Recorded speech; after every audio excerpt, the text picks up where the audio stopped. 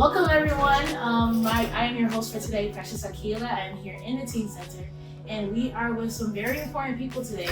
We're going to be discussing our Think, Learn, Change project, Mass Incarceration, and this is our STAMP podcast. STAMP! All right, so can we know who's here today in our Teen Center? So I am Ameer Washington. I'm the CEO of Boys and Girls of Newark, and I'm happy to be here. My teen cohort years ago, as part of the Keystone Club, built the first teen center here with $15,000, and we didn't get to go on our California conference, but I did it later on with some teenagers when I was director of teen services. Wow. Oh, next. I'm Ezekiel Williams. I'm an officer for the Newark Police Department, currently in the Emergency Services Unit. I'm also the director of the Newark Police Explorers Program. So glad to be here. My name is Dr. Harvey Alverna. I am the founder and CEO of the Academy for C5, a nonprofit that focuses on Black and brown boys between ages 12 to 18, covering everything from mental health all the way down to the legal system. I directly affects them. Glad to be here. Good afternoon, I'm Anthony R. Higgins. I'm the Deputy Chief Assistant Prosecutor for the Essex County Prosecutor's Office. I oversee the Juvenile Justice Unit. I am a lifelong resident and I have children that still live here. Thank you so much everyone for being here today. So before we get into our interview, we're just going to start off with some icebreaker questions.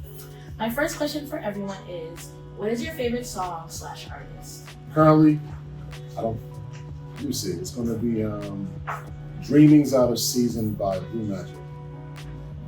Is that like a group, a person? Excuse me, that's Yeah. Montclair. It's a group from the 1970s. It's like an old, R&B group. Okay. So I'm into that right now.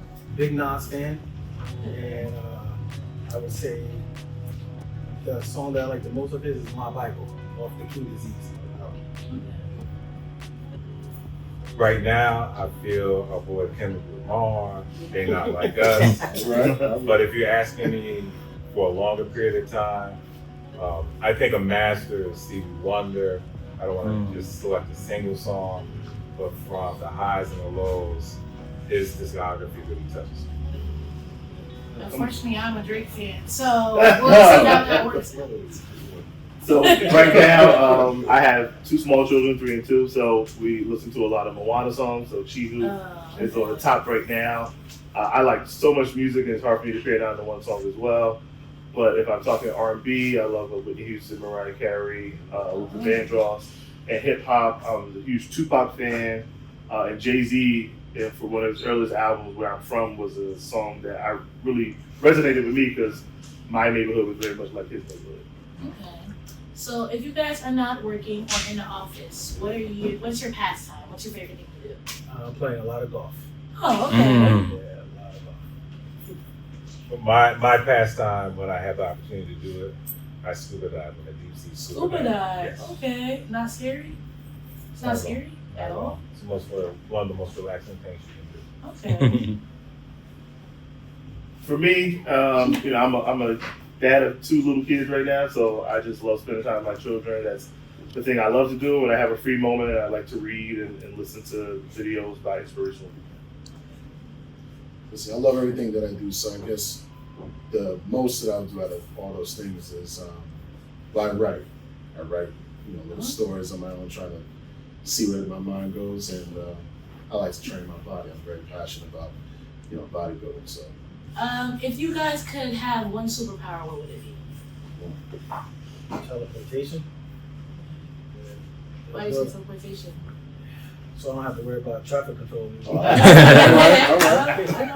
Go wherever I want to go, when I want to go. So if it's a superpower that we think about, like Marvel, DC, I would probably say telekinesis, because you can pretty much do anything. Yeah. One of the things I always tell people is I wait for them to create the immortality pill, because I want to see how it all works, and if we ever actually are able to take to the stars, because it seems impossible presently. Precognition. Ooh.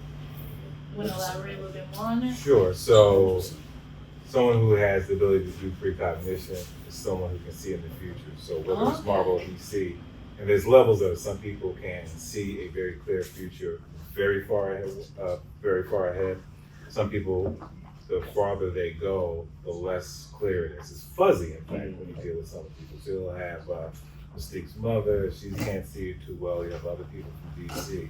But that would be an interesting thing to have an idea of what the future holds. Yeah, I'm loving the Marvel and DC references. Oh my God, I thought I was the only one. Let me see. I gotta go with the most basic, but the one I think everybody want to have flight. Superman is obviously a decent character. That's what I love, and I'm a big fan of him. So, get out of traffic. I can fly anywhere. It don't really matter. If I had a superpower, I think it would to take anything out of the screen. So like, let's say like, it's a really broad power, but let's say like I'll search up on YouTube a bunch of money, take the money out the screen. Let's say I'm a little hungry and I want to pay for food, take the food out the screen. The screens are everywhere, so it's like very convenient power. So to make you laugh, for instance, that would be reality manipulation. Yeah, so Proteus, if you haven't figured out already, I'm a little bit of a comic book nerd. So I'm saying, y'all got that. Proteus had that power where he can actually alter reality. Okay. All right, I got one more question. If you could describe your teenage self in 3 words, what would the 3 words be? Out of control. Okay. Smart but impulsive. Dang, I feel like the spotlight's on me. Strong-willed. Is that 2 words or 1?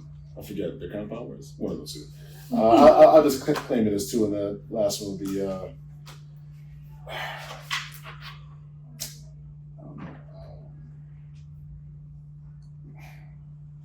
His father, like a word, I don't know. I had a lot of siblings. Took care of them, so that's what I was. Supportive, protective. Okay. Protective. There we go. Protective. That one. Expecting a lot. I bet you were, Ms. Washington. Was. What were you expecting? Well, I wanted, one of the biggest things for me was I wanted to be very wealthy because I grew up with not a lot, and I always wanted to utilize money to solve my mother's problems and the community's problems. And I was expecting that the things we were told about how life would work were actually going to happen. And then you get older and you realize that charted path that they told you to go to school, get a good education, and everything will work out doesn't exactly work that way. So I was expecting more, and I wish that the things I learned on my own and through relationships with other people over time, I would have been taught in the way that I think now and had mentorship throughout college. So I had great mentors here. When I went away to college, one of my greatest mentors was also at his master's school. And so I didn't have somebody kind of pouring into me on a consistent basis during that period of time. So I was figuring a lot out. Thank you. So thank you for doing this icebreaker with me. Very Once again, this is our podcast Stamp. At the Teen Center, where we discuss different things. Today we'll be talking about the topic of mass incarceration. We actually have our teens in the back. Teens, say hi. Hello. They'll be watching, asking questions if they have them, and let's get into it. So I'll be asking a lot of questions today. They'll be directed towards certain people, but if you feel the need to add on or to say something, then you can. My first question is for our doctor.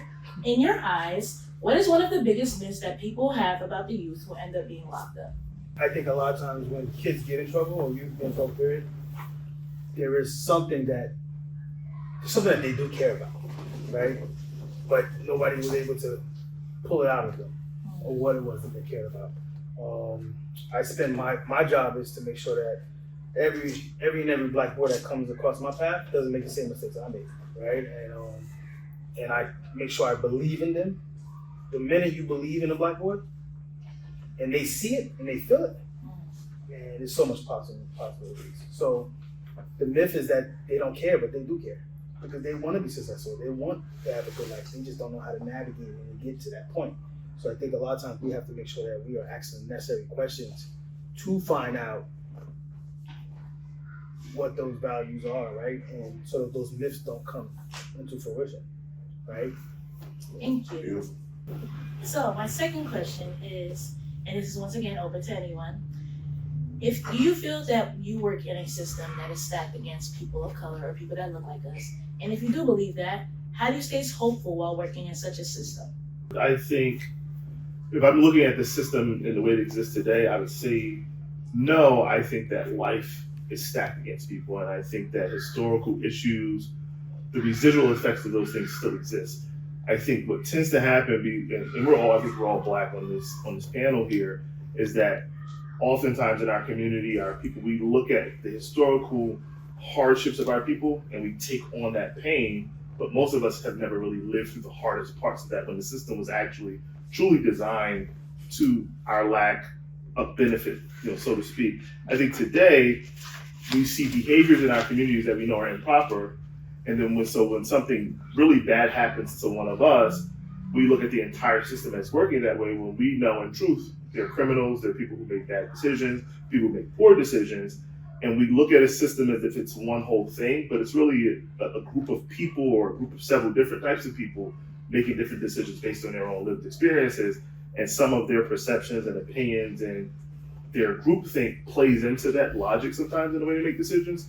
And so does it end up being unfair? Sometimes, certainly. But do I think the entire system is designed presently to negatively affect people of color? Not always intentionally. I think they're bad actors that definitely do things on purpose to affect those kinds of people, because they have certain biases that they execute through their role when they really should be serving the benefit of the victim and the perpetrator to the best of their knowledge based on facts. So that's my perspective.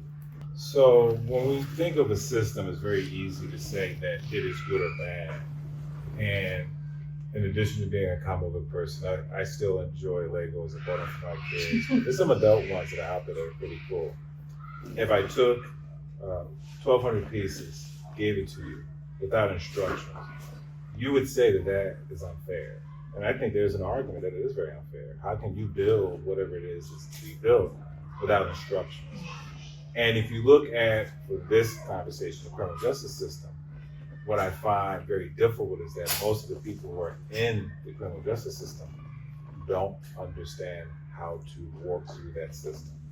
If they had the instructions, I think they can make something that they're going to be very satisfied with, or can live with, or may even be happy with. But when you don't understand step one leads to step two, and then step two leads to step three, it's very easy to say this is unfair. But unfortunately, a lot of us don't understand exactly how to navigate some very complicated systems. And the idea and the hope is that you get to people, to individuals that can help you navigate them, can help you to understand the decisions that you make. Some of my goals is to keep you out of the system.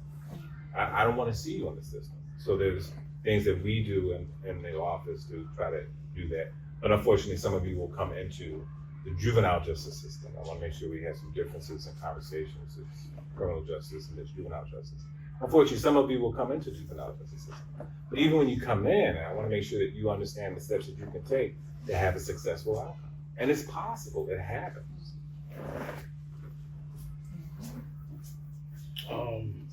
I am a person who believes exactly what you said, that there are layers to the criminal justice system. As a person who has been impacted by it, I actually just last month, I had to testify in my own brother's murder trial. He was murdered in 2020, and the person who murdered him for the past 5 years, he's been sitting in jail. But I had an opportunity to not only just testify because of the chain of custody of the gun, but I was asked to also give the victim impact statement on behalf of my family. And I could have easily went up there and been negative with it and cursed him out, right? Show how much anger. But I didn't do that. What I did was I addressed him by his first name because he is still a human being. Even though the system is going to find a way to demoralize him and make him seem like he's nothing, I wanted to make sure that he heard me say his name. But I forgave him because I know what the other side of not having forgiveness looks like. So because of that, I had to make sure that I also, even in those 7 days in which we were there, from 8 to 5, right, dealing with the situation, there was a moment when I said to my sister, I'm like, this could easily have been us on the other side of the situation. And I don't think she got what I was saying because she was immersed into her own emotions. But I said, this easily could have been us on the other side of this thing, where we're the ones embarrassed we're the ones humiliated. We're the ones having to hear our loved one be labeled as a defendant, right? So I know for me, it was a hard time. It's been a hard time. I think the healing process starts now. But I look at that. It is a layered situation. There are people who, make decisions that's going to impact people's lives. But then there are some people who didn't do anything wrong, but end up getting in trouble for something that they didn't do, right? All because they don't know how to navigate a particular situation, right? And I think a lot of times we have to look at it like that. Like I teach our boys, to make sure that they have positive relationships with police. And how do you have those positive relationships, right? You have to be able to know how to navigate that moment when it happens. If the cop stops you, there should be no reason why, especially if you know you're in the wrong, there should be no reason why you're going back and forth with this cop. Right? There should be no reason. But a lot of times, anger comes into play, attitude and all that comes into play. But we have to do our job and make sure that we educate our boys, especially our black boys, about how to remain in the moment. When there's certain things you can do to make sure that there's no confusion going on. And I give them concrete examples of what I do when I get pulled over by the cops. I purposely make sure that my wallet, by the time they get to the car, it takes them a little while to get to the car, right? So by the time they get to the car, my wallet's already on top of the dashboard, right? My phone is where it needs to be. If it needs to be recording, it's doing that too, right? But there's no way a cop can say, I'm not giving you a reason to believe or to feel unsafe. I'm not reaching out nowhere into the car, lights on and everything. You do all those different steps, you'll make it home. The goal is to make it home safe, right? But a lot of times that's not the case. I want to chime in here because I think this is a particular subject that a lot of people have difference of opinions about. And I do similar things. So I haven't been stopped by the police in a long time, but when I still lived in Newark, I was leaving from the club. It was raining one night. And, I judged the light and I wasn't going to do it, but then I decided to do it, right? So the cop popped it up, right? My sister, she's going to get her lieutenant certification at the ceremony on Monday. So she's been in office since 2006 and I have family members in it, right? So when you think about it, if you have, right, your relatives in it, you hear some stories and everything, they have a dangerous job, right? And so when an officer pulls you over, especially at night, especially if it's raining, like he said, you want to go home. And so your goal is not to try to have a combative or back and forth with the officers. The first, make them comfortable that they're going to go home. Because their fear of getting out of the car and coming up to the window is, it's dark, I can't see in, what might they have? And so they're on edge trying to protect themselves while serving the community. So similar to him though, so I turn the light on, I turn the car off, right? So I'm not going to pull off or go anywhere. I roll the window down, I stick one arm out, I put the other arm up like this until the cop gets to the location. Not because I have to do that, but because I'm saying, hey, I'm not a threat for you. My hands are here. You can see into the vehicle. The vehicle's off. So if you happen to reach in for my license, I can't grab it, I'm going to pull off because I have to start the car first and put it out, right?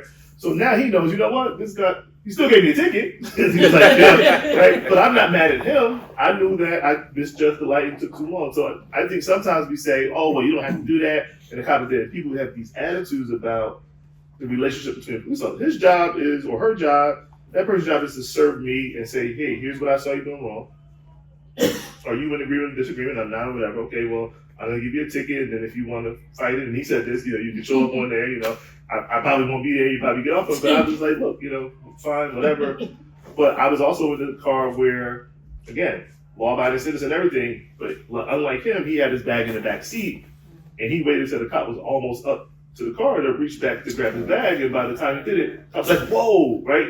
Not because he thought he was, but because he has to be prepared and ready. And I'm thinking like, bro, that's a bad idea right now. You should have did that when you first pulled up, right? So I think there's these conversations, and I get it, right? Like the cops are there to serve us, we shouldn't feel threatened.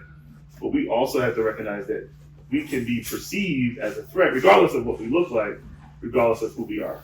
I didn't even take the part about the car, turn the car off. Because the car is technically considered a weapon. Right. Because you can easily hit them. Right? Yeah. Well, I never turned the car off, but I'll do that next time. They talking in your range. I know, I'm listening. You know what? I resonate with what you said, definitely what everybody said. That pretty much just shows accountability, number one, because you understood what you did, and then responsibility for pretty much the both of you guys, because how you react to that situation is going to depend on those next determinant steps on how that officer will react to you or anybody else in the car. And then, that was a very good example of what you just said. I resonate with everything. I'm appreciative of it. I don't want to talk about anything specific, but every so often we end up with an unfortunate reminder of how very dangerous the officer's job is. And we have to acknowledge that every so often that this person wants to go home too, and we don't want to raise their concerns. I've had the opportunity to work with the Attorney General's office and grand juries where there's reviews of officers who have used significant force. And it's important for them to have that review so that everybody understands what happened, what occurred, and was there anything done that was improper, anything done that was wrong. And when you have those unfortunate events, it is so difficult to watch that and see that and to see the interaction. And there are times when you realize, had there been a better, calmer response, this may not have happened. It's just the reality on both sides. This is not easy. And I understand, I've been pulled over. I don't have special powers not to be pulled over. To understand that your primary focus is, hey, I'm a citizen, I'm gonna stop the car, I'm gonna give you your whatever you need, license, registration, insurance, and you're gonna give me a ticket. That moment, and I teach my children this, that's not the moment to argue about the ticket. Reality is, if the officer's giving you a ticket, take the ticket, and you get this opportunity later on down the road to be able to establish whether or not you did it or not. And I appreciate the officer, I think he told you, he probably won't show up with the ticket like this. I mean, he's giving you a little bit of an inside line. I don't know what, I won't ask what city you were in because I don't want to throw anybody out of the bus, but think about that. Right. As opposed to having that argument or saying I didn't do it or why are you bothering me, and say the next step is a date in court where you have the opportunity to say he's not here, may I have it dismissed, judge, and the judge will probably dismiss it. So thank you all for your advice. I hope any teens who are watching and the teens in the audience who may be driving in the future are listening. I know we've seen a lot of examples of unfortunate situations that come up when people are not as well versed or have not been given the advice that you're giving today. So my question is, when all the things you've seen on the news, in your jobs, in your workplace, I know there's a lot of emotional parts of it. So what part of your job hits you the most emotionally, but then what makes you keep coming back to it and working and trying to make a better change? Is this right? Anybody. What's most emotional about my job? Possibly because I'm still on the younger side, but I'm always going to be this way, is children. Dealing with domestic violence. As a police officer, before I got onto ESU, you would patrol most of the city instead of almost all the city. And sometimes, well, most of the time you get these common domestic violence calls from house to house, and they say, treat it not as really as a routine job, but, familiarize yourself with the different jobs that you've been on to, hear what's going on. Having children be in that environment of either the guardians or the parents being combative over them, it's kind of hard to see because I went through that as a child.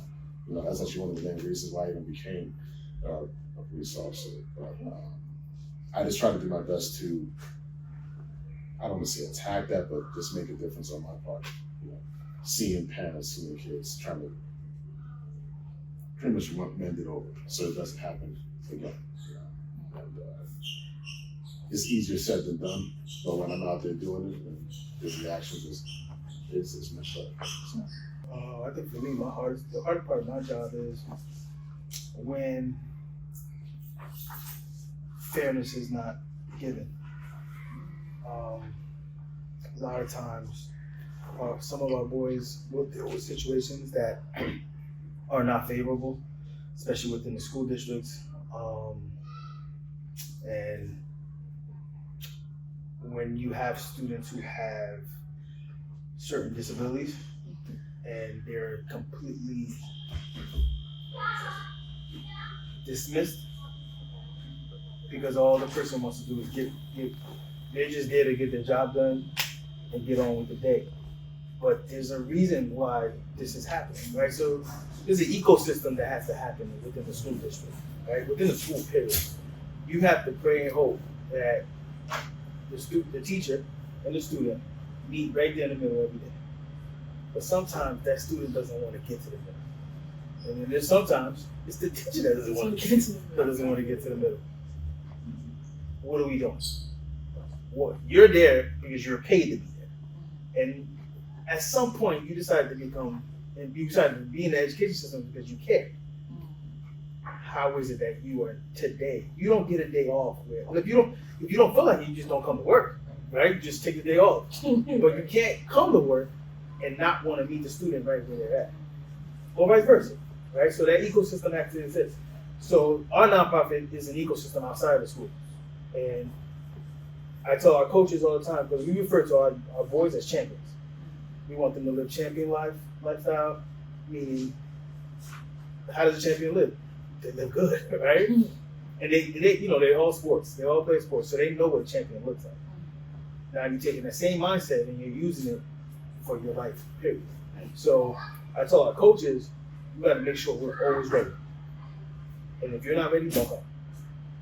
You're like, yo, text me, I'm not gonna be here today. But if you're not there, if you come and you're not there, the way we show up is so important. And if you don't show up the right way, it's tough part because we're only adding to the issues in which may be causing outside of this, our building, right? And I know that there's issues that go on in schools. I know there's issues that go on at home. I have boys who their fathers live 6 minutes away from them, walking distance, and they never see their fathers. So we have to make sure when we show up, or when our young men, our champions are right in front of us, they know that it's love, right? And we care, and we're gonna show up for them. Right? The hardest part for me is when they come to me because somebody else has already done something to them. Now I gotta fix it. And sometimes I can't fix it because what just possibly happened will cause so much more trauma moving forward, and there's not much I really can do. So that's why we try to prepare our boys every school year. This is what you're gonna expect for this school year. This is what you should be expecting.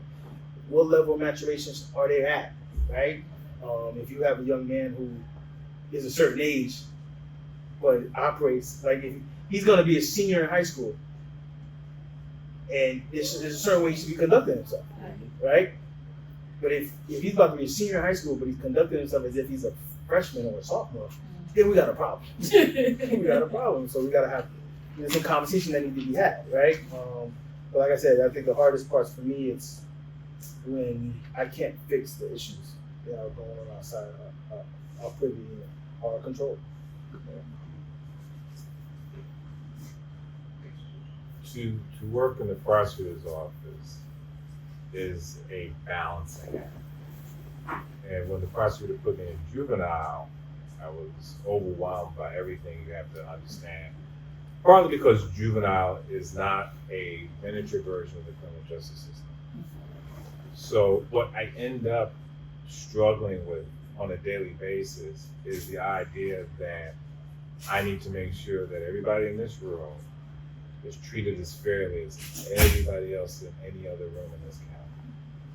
I can't have justice by jurisdiction, meaning if you are given a pass for doing something stupid right here, I need you to get a pass for doing something stupid in East Orange, and in Irvington, and in Melbourne, and in Short Hills.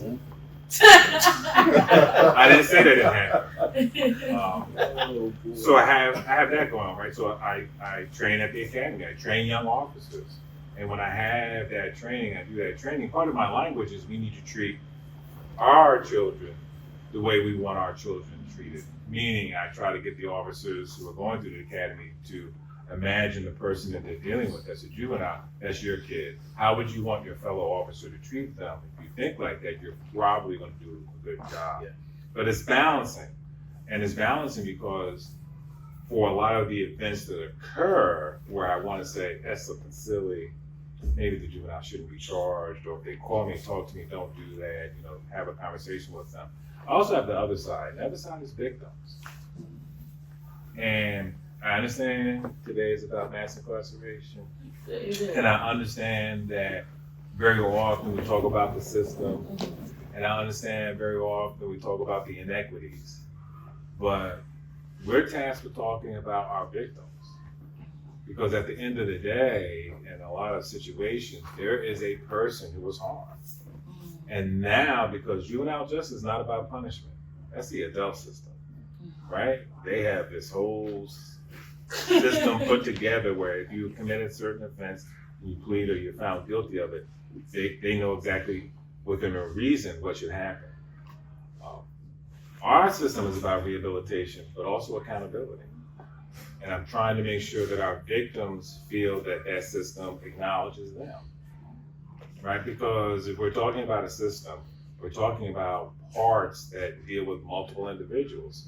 So if mom was assaulted by not their child, but by a juvenile on the street, I need her to feel comfortable enough to come down and have that conversation and feel that she's not being ignored. Because I'll ask everybody in the room, you wouldn't want your mom, if somebody did something to them, to feel that they're ignored, right? That the system is against them as a victim. So I'm trying to make sure the kids are treated fairly. I gotta make sure my victims are treated fairly. And then at the same time, we also have to talk about accountability. There has to be accountability. There are times when certain actions occur, you should realize that you're gonna be held accountable. And what's the best way to do that? And how do we make sure that people understand why you're being held accountable? So I'm gonna be honest, my days are hard every day. And then you want to know what I enjoy about it? Getting up the next morning and facing that same challenge. So trying to make sure that our children are treated like children, that our victims are respected and understand that we care and understand, and that when we stand up and are dealing with cases in court, we're trying to find the just result. Thank you. So like we said, I know we have kind of strayed, but our topic is still mass incarceration, like you said. And when we're talking about, you discuss responsibility, accountability, all of these things. But is there anything else that you would like to say to teens or to anyone who may look like you or be in the system or are scared to be in the system? What's something that you can say to them how can they protect themselves from getting there in the first place? Or let's say you have a teen who's already in it, but wants to get out of it, whether it's gang violence, whether it's drug abuse, or they just got themselves caught in a situation where they feel like it's the end. What would you say to them? And that's to anyone. So, for me, I think, and I'll kind of break it down the way you did. If there's somebody that's not in it, and I'm assuming you're talking about gang violence, negative behavior, don't get in it. Because, it sounds corny, it sounds cliche, but there really are only 2 or 3 ways out of that environment. If it's in jail, it's dead, or choosing to leave, and hopefully being able to not do anything bad enough that you can actually remain out into the free society. And I always talk about this particular clinical psychologist that's kind of famous on YouTube, Jordan Peterson. He always says if you can lock boys up from the time of 15 to 24, you could probably end a lot of the trauma, because a lot of it is we're developing, we're growing, we're coming to puberty, our hormones are raging, we're starting to get older, we're getting closer to adulthood, we feel empowered, we feel invincible. But oftentimes, young people they can only deal with their emotions of the moment, and they're not looking beyond this moment, this year. But you gotta remember that sometimes say, high school doesn't matter, or elementary school doesn't matter, you can always figure it out. Not really. The decisions you make echo in society, even if they don't end up on paper, people know who you are, they know what you do. And so what reputation do you want to live in? For those that are in it, and depending on how far you've got to come out of it, what's your plan? What's your plan of action? Where are you going to go that's going to keep you away from those things and activities or those behaviors or the poor decisions that got you there? And I'll kind of take it back to the first thing I talked about was people may have heard of Charleston White. He talks from a very vitriolic perspective, but he talks about how a lot of times we raise our kids, but we don't train our kids. We don't prepare our kids for society. We don't prepare. This is not just Black people or brown people. This is people in general. People, young parents that aren't educated, don't have enough information, like as he's talking about, that don't understand systems and processes, right? Different kinds of groups or different kinds of people at socioeconomic levels, or like they train their kids for things, how to hunt, how to fish, how to make things, how to break things down, how to build a business, what is your plan of action? What are you hoping to achieve? What do you want out of life? If you're not thinking about those things to some level as a young person, you're kind of just hoping something happens, or I'll figure it out later. But oftentimes, older people, and I'm starting to become one of those older people, right?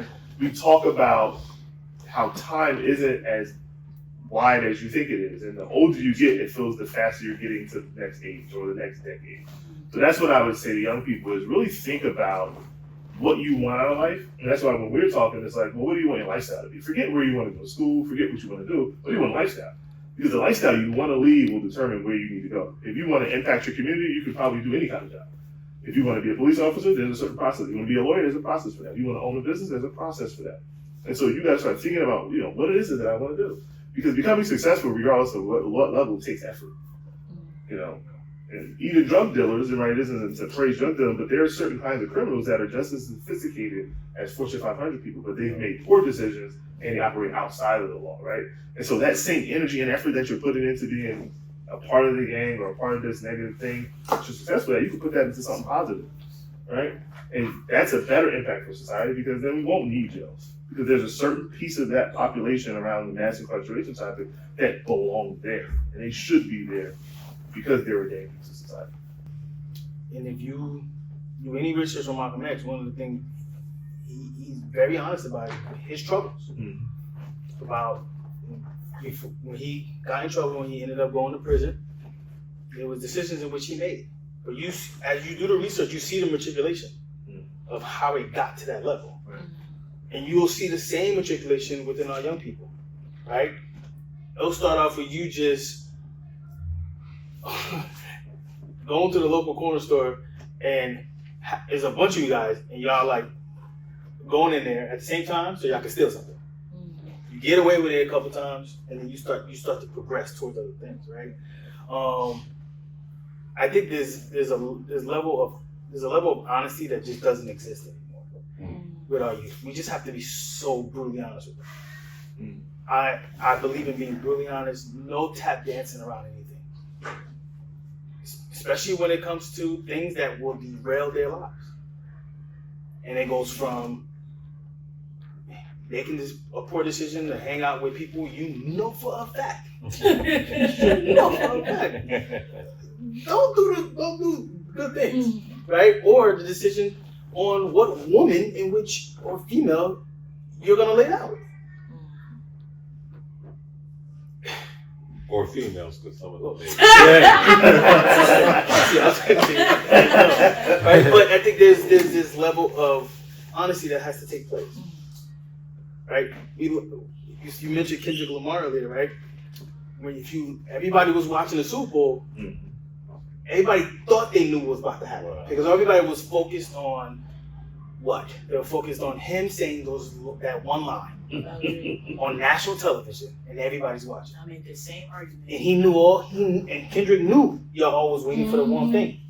So what did he do? He put on a show and told a story about what America's doing to us.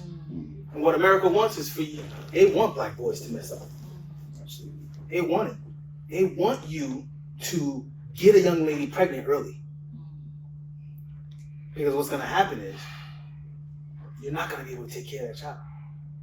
You're not going to be able to take care of that child. So then that child is born into the system. So that's what I'm saying. You got to be honest. There's no more tap dancing around this stuff, right? I think we got to get past that. That's what they did when we were in school. They tap dancing, right? Oh, don't do that. Don't hang out with Johnny.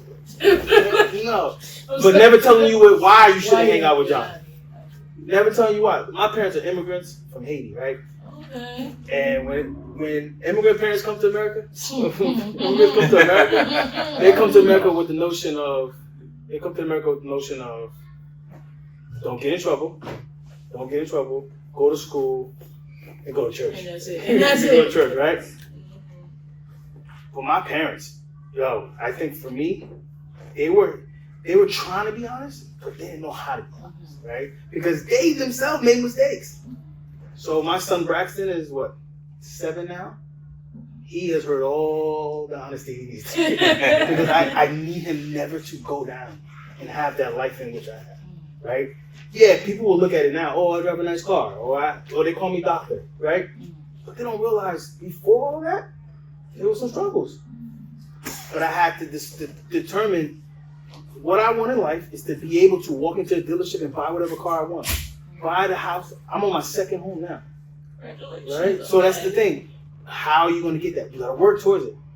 There's some sacrifices. And that sacrifice is not getting in trouble. Not being around certain things. Not being a player and thinking that, I'm going to whisper sweet nothings in every girl that comes around my path. Because guess what? You're going to mess around and get each and every one of them pregnant, and you're going to owe some child support. You just got to be honest. And I think that's where we fail. We have failed in the past, and we're the new OGs. We're the new OGs. We're the ones who we're doing. Yeah. I'm about to say it's Ezekiel. I saw something the other day where there's a breakdown. I think I'm my age group right now. I'm in the unks. No, I'm in the unks.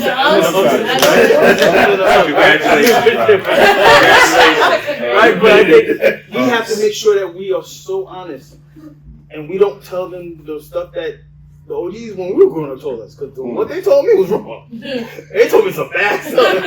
When I think about it, I'm like, I probably shouldn't have done that. But we got to be honest, and I think it starts with us. And then they see us doing that, then they're going to want to be honest too. But they got brothers, they got little cousins. They're not going to be the same age next year. They're going to keep on growing. And the examples have to live right in front of them. And I think that it starts with that. I think the honesty has to happen, and it has to happen 365, not every other month or every 3 years. No, it's every single time you see him about to do something crazy. Like, listen, you do this, here's what's going to happen. I'm going to show you exactly what's going to happen. You mess around and you hang out with these people, here's the end result. There's no other way. I'd like to piggyback off of that. That was very beautifully said. Especially about the power of OG and Unc status. I'm nowhere near that. He said nowhere near. I think you but I'm gonna leave that. You know what? I'm actually going to say my age, just probably because, he knows, you know, you two do not know. I'm 21. Oh, he's definitely not. So no, all right. He could be basically young like a year. Give him like a year. Okay, bro. I like to say that age a lot when I encounter younger, the youth, young people, especially black boys, black men, and young black women, because they see me and of course they're going to say, you're 30, 35, 40, right? My physique will give something off that's different, or how I act, publicly and privately. That my father would always say, similar to what you're saying, you can only make one mistake. Sometimes with that one mistake, that'll lead you into that wrong setting that would change your life forever. And so I've been on the narrow side of things growing up. I'm 21, I'm about to be 22, God's will, in November. And I'm thankful that I have a career already. I like to say that having guidance is important, because if you do not have any type of guidance, like what you're saying, it's going to lead you into the wrong settings at the wrong times, at all times, because you'll never know how to break out of that. High school, 14 to 21, I never really went out to parties as much. Not saying I was an introvert, but it kind of led me to stay inside and see what was more important. Build your body. Ezekiel, you got to build your body. You got to start studying. You've been studying to do your homework. Can I run with my boy? Nah, you got to stay inside and keep training. It was always that Monday to Sunday, and I'm glad for that now, because I can see the impact. If I didn't do that, I don't know where I would be, and that's why I try to teach the group I run, the Explorers. There's a lot of people that don't know that you can have a career because of the good choices that you make, you know. And it's I don't know, it's kind of like a touchy subject because they don't really have guns. So, you know. I look at it in a different way, and I appreciate what the brother said. I grew up here. I appreciate your parents kept you in. Appreciate it. Your father's like, no. And I appreciate the concept of maybe one mistake. I want to give people the opportunity to have one mistake. I was everywhere in the city of Newark at one point in time. Right? And he was outside. The joke I tell people is I was everywhere except Dayton Street. You Dayton Street folks know when you're not from Dayton Street. Everywhere. And when I look at young people, I want to be able to see myself in that you can sit where I'm sitting in a few years. And I don't want you to think you don't have that opportunity, though there are many opportunities for you to hear negative things about you, right? You would imagine, some of you who are going to listen to this podcast, I'm growing up in Newark. I'm going to a Newark public school, and I don't think I have a chance. But I'm sitting here as someone who grew up in Newark, Chancellor Avenue Grammar School, Science High School, loved my city so much, did 2 times at Rutgers, Newark. I love this city. And if I can do it, because I'm not claiming to be a genius, and one of the things I do teach even people in my office, I'm not looking for angels. Because in some ways, when we're looking at what happened in the situation, when we're trying to figure out what's the best way to handle or resolve a matter, I'm very honest. Raise your hand if you want to be judged by an angel, by a perfect being who's never done anything wrong. I don't think you want to be judged by that type of person.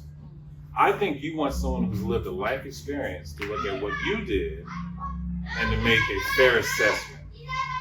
And most of the time, I'm looking at children who make mistakes. Some of them are serious, some of them are not so serious, but they've made a mistake, and I want them to have the opportunity to correct that mistake, understanding that they correct it, that they can correct it, that you can become somebody. 100 years from Malcolm X, but also Monday, we're gonna have the graduation ceremony for kids that we placed on probation. And I'm gonna be there, right? They've made a mistake, they owned up to it, placed on probation, they're graduating. And to the extent I expect to see them in school or in college or doing well, or one day being a police officer, or one day being a doctor, or one day being an attorney. My goal is to let these kids, my kids, know that they could sit where I sit, you sit, you sit, you sit, and young lady, you're going to be somebody amazing, and people can sit where you sit, even though you grow up here and have a public education, right? And it's true, you have to be guided. Yeah, you got to be careful who you hang with. You got to be careful where you go. You have to be careful with what you do. But if you're saying to yourself, I am going to be somebody, you have that opportunity to be somebody. And if we're really going to talk about mass incarceration, and I had statistics because I didn't know how deep we were going to get. But I'm going to say a few things to give you an idea. Right now, we know we have the Essex County Juvenile Detention Center. And it has a census. What does that mean? It has a population, right? Right now, it could hold 242 juveniles. It's not there. It's not there. It's not holding that many. Holding about 159 the last time I checked, right? So when I say the Essex County Juvenile Detention Center has 159 juveniles in it, your brain will immediately say there's 159 kids from Newark, probably, if not from Essex County, that were accused by an officer, had a judge look at the case and determine for the moment, because they're not held there indefinitely, they need to go there, to the Juvenile Detention Center. And I blow your mind by saying the following. The Essex County kids are just about 30% of the kids at the Essex County Detention Center. Let me say that again. You guys aren't even half of the kids at the Essex County Detention Center. You don't know that there's 10 counties that send their kids to a detention center. They don't tell you that. They don't tell you how well you do perform. When we look at the statistics, and I constantly have to give monthly statistics, I give statistics to the Attorney General, you had him on. I give statistics to the JJC. Their reports, you can go to the JJC website, you can go to the Attorney General website. Look at how Essex performs, even for juveniles to the accused. The ones that we don't send to adult court, the ones that we try to handle here. Even the ones that we handle here, the numbers, both percentage-wise and raw, we are doing an amazing job. You look back years ago, we had that detention center packed. Today, 86% less as of December 2024. 86% less Essex kids. So there's things that are going on. I think our children are understanding how to conduct themselves. I think there's training that's coming from law enforcement officers. I think there's things going on in the public defender's office and the prosecutor's office trying to work together, that there should be some recognition. When you look statewide, we're doing well with what we deal with, having the highest population of juveniles, and then having a high population of juveniles of color. So I'm very sensitive to all of that. But when I see kids in court, I want to see them do well and go on to be somebody. And part of that is when I do interact with law enforcement before kids are in court. Is this something that needs to be in court involved? Is this something where the kid needs to come to court? Or is it something that, I'll find out, they charged a kid with shoplifting. Okay, kids make mistakes. Can we divert that kid to understand that's not what you want to do? That's not what you want to have on your record. And the beautiful thing about juvenile records is they're not publicly available. So, I can't talk about any particular case. But to have this system that everybody wants to sort of beat up, try to work and try to do that. Yeah, I mean, every day it's a struggle, but every day it's a struggle I'm happy to take, to be there to say, hey, let's try to do the right thing. And we do have some hard and tragic cases. We do. But that's not the majority of what we have. It's just not. It's just not. And every day we get up, the people in my office, Theodore Stevens, the Essex County Prosecutor has tasked us to make sure that we're treating you fairly and that those that encounter you are treating you fairly. I want to say thank you for the work you're doing, because I think a lot of times for those of us who sit behind careers or certain careers, we'll easily start thinking that the system is against our kids.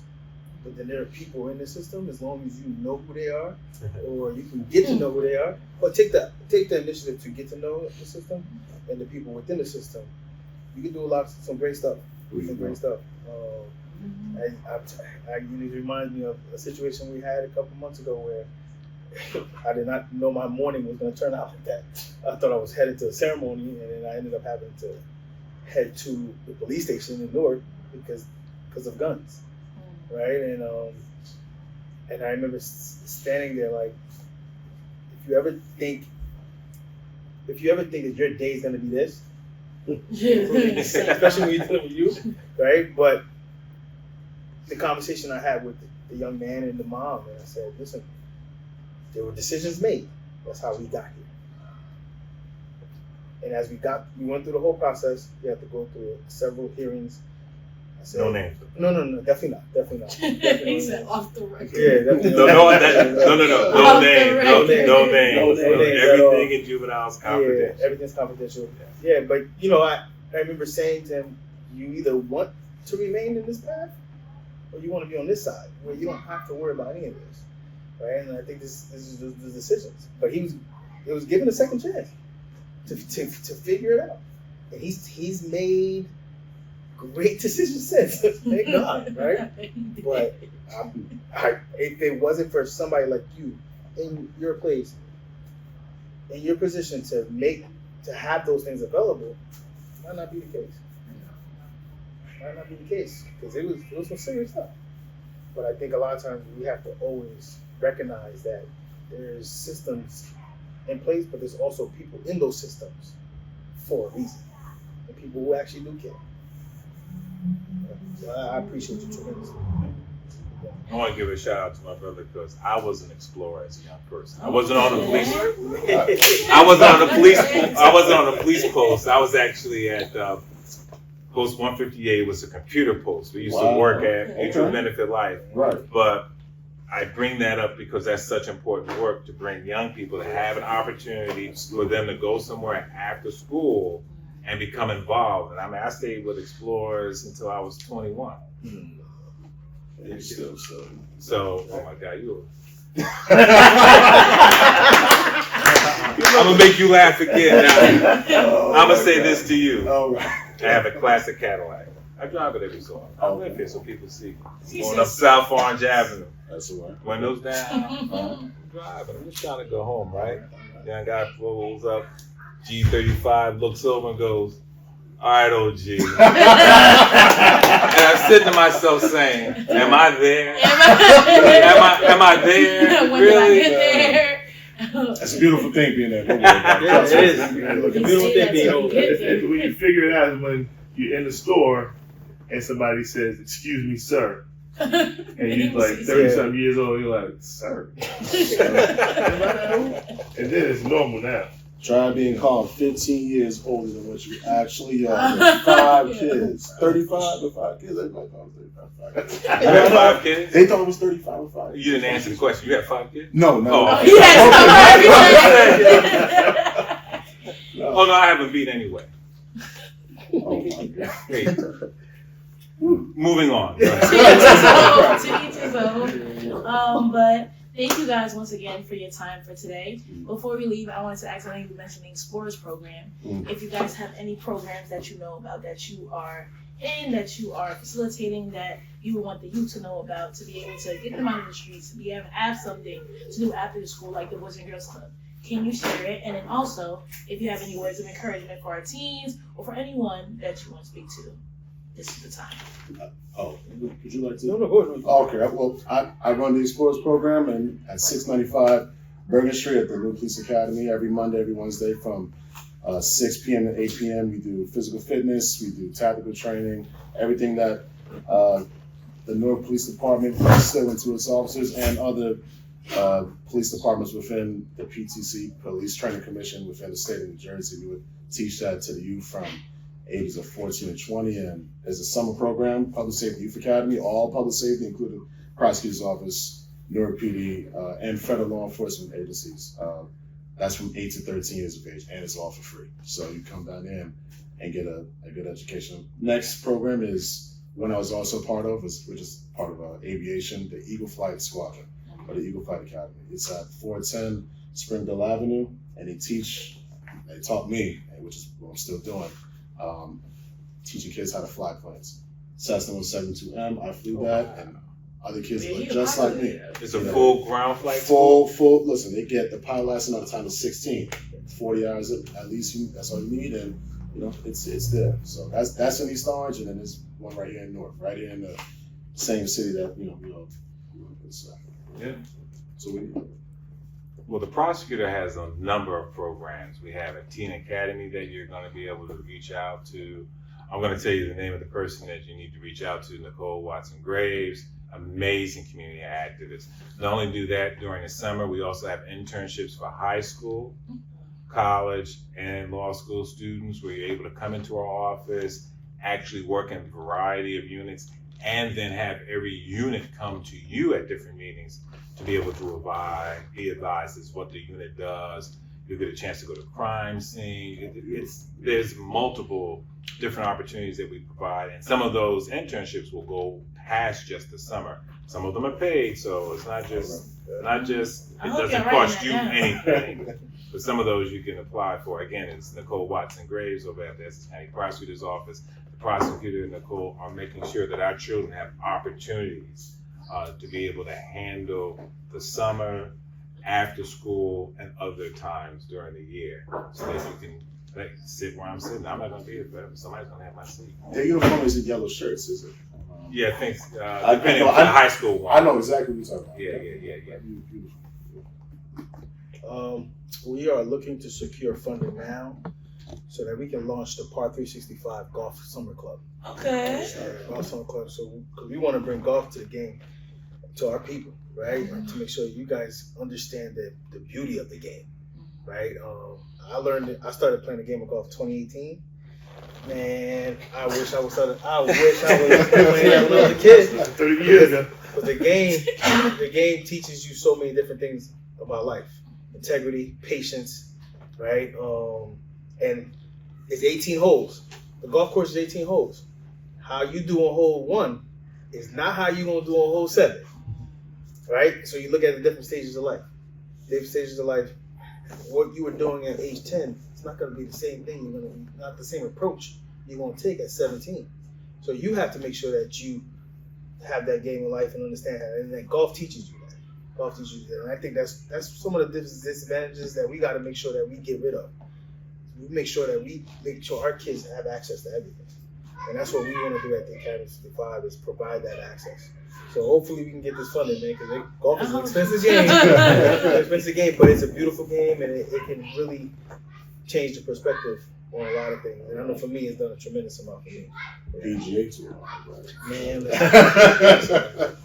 So obviously we're at the Boys and Girls Club in Newark, and yes. Precious is our Youth of the Year for the last 2 years. She's a state finalist, and so she has the opportunity, like all of our teams here, to come to the Boys and Girls Club, meet positive mentors, people who are in business and different pursuits in life, learn something, have a mentor, and connect with other young people. What I would say to teenagers or young people in general in America, regardless of whether you're brown, black, white, or otherwise, is focus on improving your society. The country as a whole, when we use America, it's a broad term that kind of encapsulates everything and everyone, and I understand what people say when they mean that. But the country wants you to succeed. I want you to succeed because every success is somebody that's not failing. Life is hard, but as he mentioned about the game of golf, where you start is not where you finish. So don't focus on where you are. Keep your eyes forward because life can get better. Life can get easier. And if you surround yourself with the right people, you make connections with the right people, you can see that time stretch really get shortened to how long it'll take you to get to the next level where you want to be. But focus on the positive. It's easy, as was mentioned here by, I think, all these gentlemen, that one mistake can negatively impact your life forever. And that could be jail, that could be an injury, that could be someone else's life. So really think through what you're doing and understand that you can make mistakes, but try to minimize those as often as you can. And be confident in who you are and believe in yourself because nobody else is going to believe in you more than you do, especially once you become an adult. You've got to believe that something is there better for you. And it's easier said than done. I know that there's trauma and hurt in people's lives and things happen, but if you don't believe in yourself, it's hard for you to kind of take the action necessary to do good things for yourself. So figure out some mentors, figure out some friends that are going in the direction you're going in, because that'll help you a lot because they'll encourage you. So that's what I would say, that teens should surround themselves with good people, adults and young people, and just take steps forward and be positive. Beautiful stuff. Beautiful. Anyone else? Any words of advice, encouragement? Persistence and determination. Persistence and determination. I think in many ways that's what got me to where I am today. You will hear no more than you'll hear yes. Don't let 1 no, 2 no's, 3 no's deter you from the goals that you're setting for yourself. Persistence and determination. You'll be amazed at where you can get with respect to that. Yeah, you said it. Gotta look forward. Because if all you're gonna do is look down, all you're gonna see is your feet. Yeah. You gotta always look forward. And you gotta fight for whatever you want. Fight for it. You gotta fight. When I say fight, sometimes it's literally fighting. Right? But sometimes it's making sure that you go after what you want. You go after what you want. You can make one mistake, and then you get that second chance, and you'll let society make you feel like you're not worth it. Nah, then you prove them wrong. You prove them, the person who gave you that second chance, you show them, you know what, I did the best with the second chance. And I say that for anybody, not just you, any human being. You make a mistake, you can move forward in life. You just have to want to move forward. You gotta want to move forward. And I think a lot of times we just get stuck in this. I made a mistake, nothing's ever gonna be the same. Yeah, certain things won't be the same. But life is not just one layer. All right, so you have to be willing to want to keep fighting for what you want. Keep that. You want to keep that smile on your face. You got to fight. You got to keep fighting. I got one last thing for that. Probably not totally connected, but keep your physical looking good, man. No, seriously though, if you guys out there, keep your health in good standing. Yeah, man. It doesn't have to be That's serious. That's very important. playing golf, and doing the work that all these gentlemen do is very taxing. So make sure that you can feel good as well as what you're doing. The physical prowess is always going to work with the mental prowess. So if you could train, work out, or just keep yourself feeling nice, eating healthy, being healthy at 25 instead of 24/7, you're going to be well on your way because it's all connected. So that's my philosophy. Because I like to train. So. All right, so we're gonna end with the icebreaker question. I know we're talking about OGs here, but my question is, from my generation or from the youth, what's your favorite term or slang that you've heard us use that you like? Man, y'all say some crazy stuff. All right, now.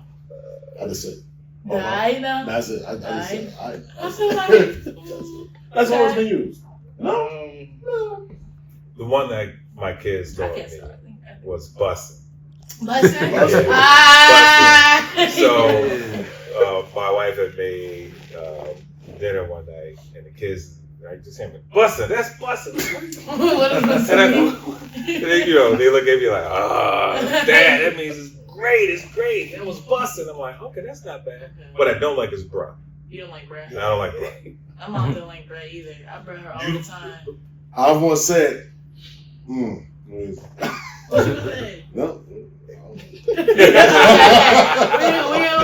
is 21, so I understand. Hey. My favorite is Riz. Riz? Riz. Yeah. Hey. You feel like you got Riz, Mr. Washington? Oh, I know how to do it. Oh,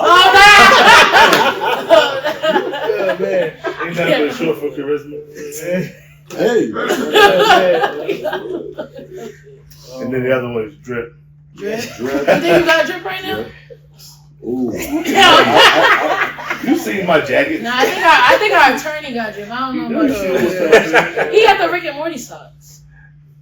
Thank you. I was looking at that. I didn't say anything.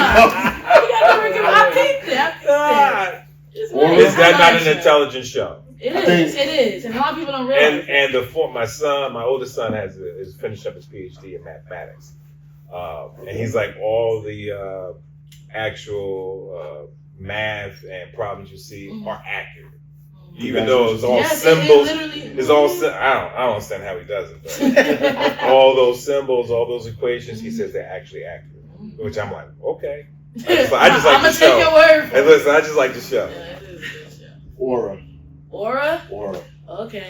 No, like, it's like what he says. It's like Riz, but it isn't. It's like I don't know. They're Is that a my word? aura. But that's not a new It's a word. regular word. No, It's it's no. like, it's not. It wasn't used It's that been much. used recently. It just been used. But it's still not a new word. Nah, but that's just Like, for example, the fact that Mr. Washington just used the word Riz, Yeah. minus 10,000 aura. He got minus 10,000 aura. Thank you. Just- Thank you. See? your aura isn't a number. Okay, Mr. Washington. I know that my aura is still intact because you fold every time I say Okay, that what's to the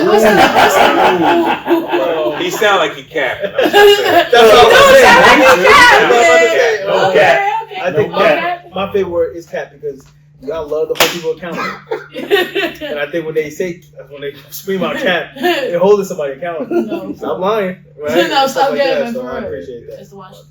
No cap over here. You see no cap over here. Okay, so that's the end of our episode. He thought he ate. He I thought always eat. I do. Oh Every day. Well, once again, thank you everyone for being here, for taking the time to talk to our podcast, talk to our teens. Thank you for having It's us. our stamp, of course. This is our stamp podcast. I don't know if you guys want to do the stamp one more time. Do it. You Say, do. 1, ready? 2, yeah. 3, 2, 1. Stamp.